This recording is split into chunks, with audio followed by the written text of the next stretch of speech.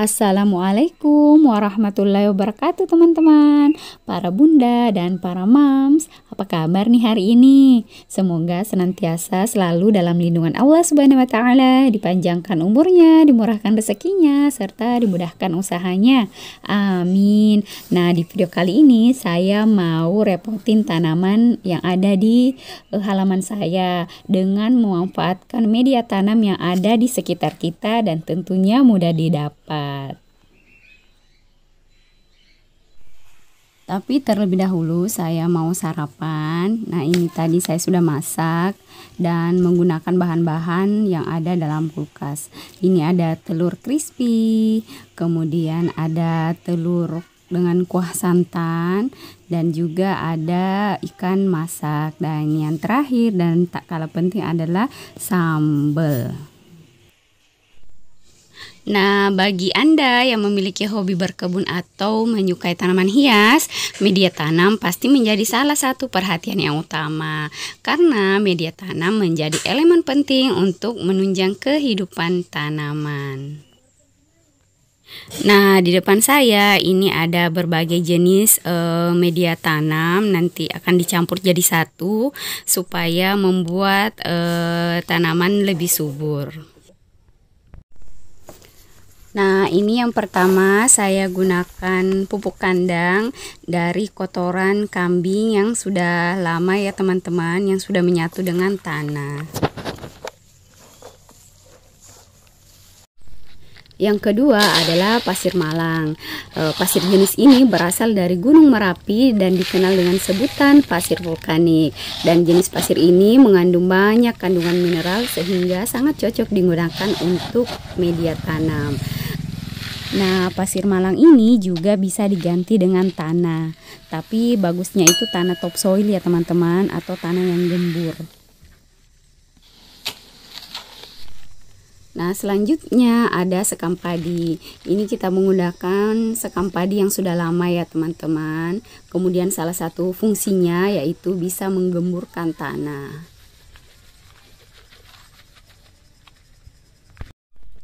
Nah, potongan styrofoam ini akan memberi celah pada media tanam sehingga terjadi pertukaran udara dan air bisa mengalir dengan baik. Nah, selanjutnya cacahan pakis hitam. Cacahan pakis ini mampu mengikat air, kemudian memiliki drainase yang bagus dan mudah ditembus oleh akar. Nah, salah satu sumber nutrisi untuk tanaman adalah kompos yang terbuat dari daun kering. Nah, teman-teman juga bisa menggunakan daun bambu. Yang terakhir adalah serbuk gergaji. Serbuk gergaji atau serbuk kayu yang sudah dicampur dengan kompos ini memiliki kemampuan menyerap unsur hara yang tinggi sehingga akar dari tanaman hias bisa tumbuh dengan baik. Dan selanjutnya kita campur sampai benar-benar homogen. Nah, bagaimana teman-teman? Sangat mudah kan membuat media tanam ala rumahan. Nah, ini adalah media tanam yang saya gunakan untuk semua jenis tanaman di rumah, termasuk aglonema. Dan setiap orang punya teori masing-masing ya teman-teman. Tapi ini berdasarkan pengalaman dari Pak suami.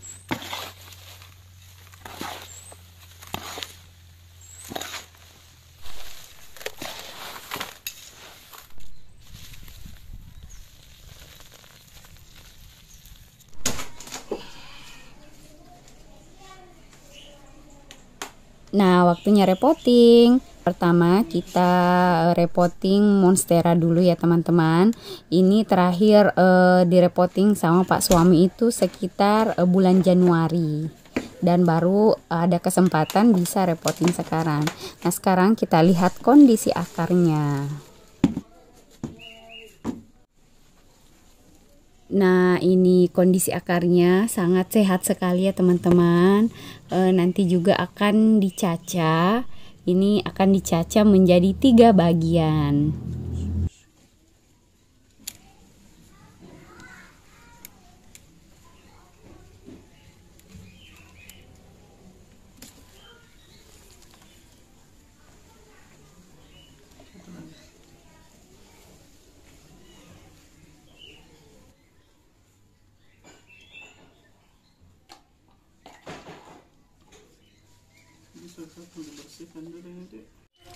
Nah, selanjutnya kita cuci bersih dulu tanamannya ya teman-teman, terutama akarnya. Nanti setelah bersih baru kita oleskan anti jamur pada bagian batang yang sudah dicacah. Nah, ini dia kegunaannya agar batang yang sudah dicacah tadi itu tidak busuk ya teman-teman. Dan sebelum menuangkan media tanam, terlebih dahulu di dasar pot itu kita berikan potongan styrofoam. Kegunaannya agar terjadi pertukaran udara pada media tanam sehingga tidak gampang terjadi pembusukan akar.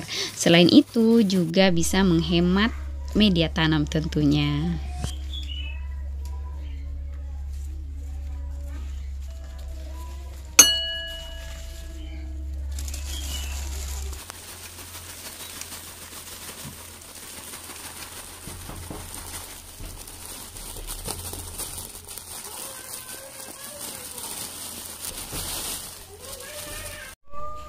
Nah, ini dia sudah selesai repotting yang pertama. Nah, ini daun monsteranya sobek ya teman-teman, karena biasa anak-anak kalau main di sini tidak sengaja biasa tangannya merobek ujung-ujung daun ya, enggak masalah lah, yang penting mereka happy. Nah, nantinya ini setelah selesai repotting akan disiram dengan B1. Nah, teman-teman nonton videonya sampai habis ya, dan jangan di skip.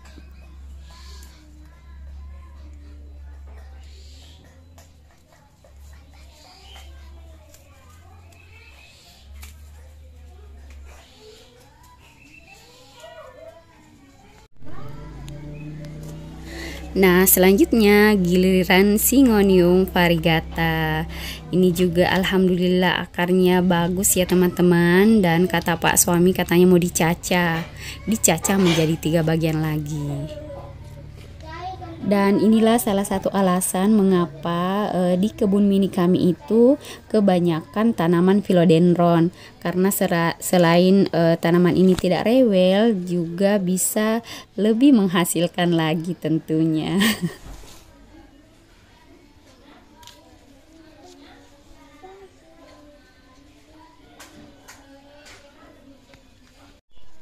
Nah, ini dia styrofoamnya. Jadi akar itu bisa menembus styrofoam ya teman-teman. Jadi teman-teman yang punya styrofoam di rumah jangan dibuang ya, karena bisa dimanfaatkan sebagai salah satu campuran dari media tanam.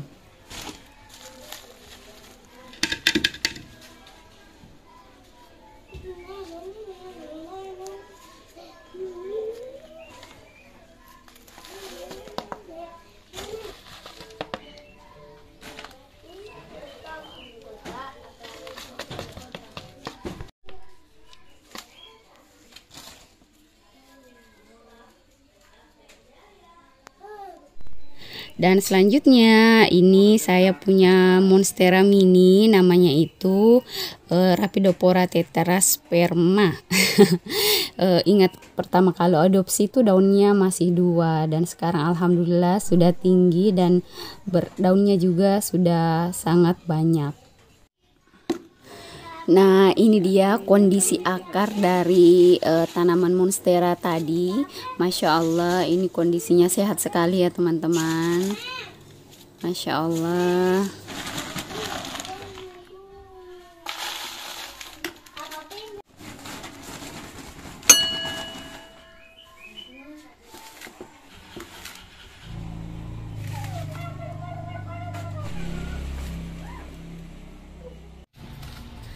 Nah, lanjut, ini sekarang giliran Gloriosum.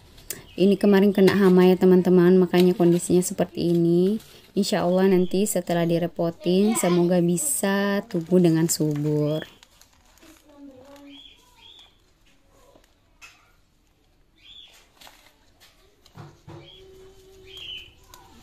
Nah, ini Gloriosum, kenapa dia harus ditanam di pot yang memanjang seperti ini?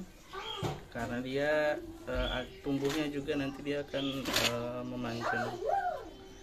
Jadi ini jenis philodendron yang mungkin agak berbeda. Kalau yang lain dia kan menjalar naik, kalau ini dia numbuhnya ke samping, makanya dia ditanam di pot yang panjang.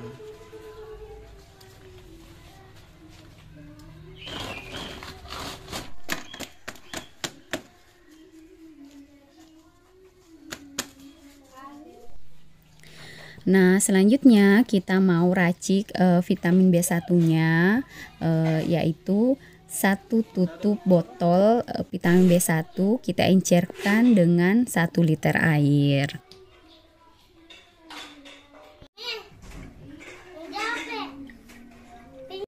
Nah, selanjutnya B1 yang sudah kita racik kemudian kita siram pada tanaman yang sudah direpotting.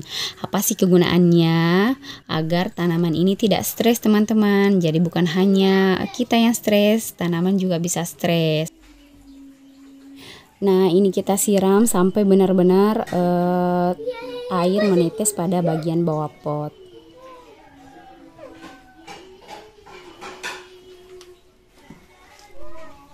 Dan semua tanaman yang sudah kita repotting tadi akan kita siram dengan B1.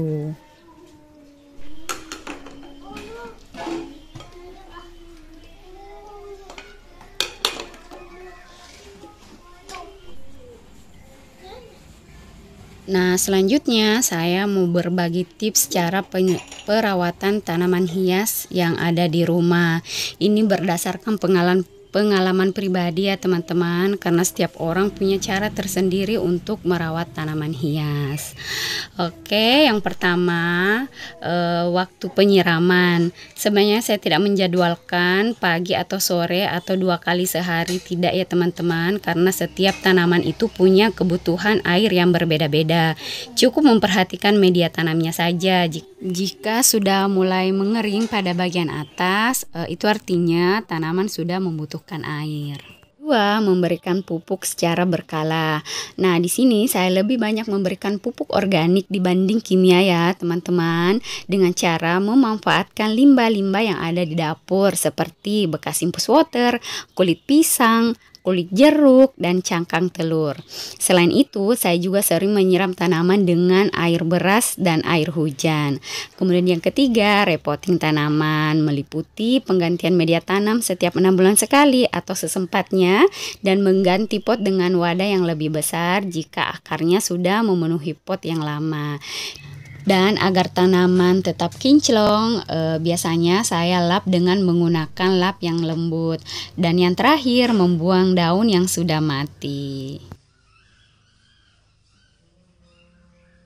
Nah, video kali ini sampai di sini dulu ya teman-teman, dan mohon doanya semoga channel ini bisa berkembang, dan jika video ini dirasa bermanfaat silahkan di-share sebanyak-banyaknya, dan jangan lupa like, komen, dan subscribe. Wassalamualaikum warahmatullahi wabarakatuh.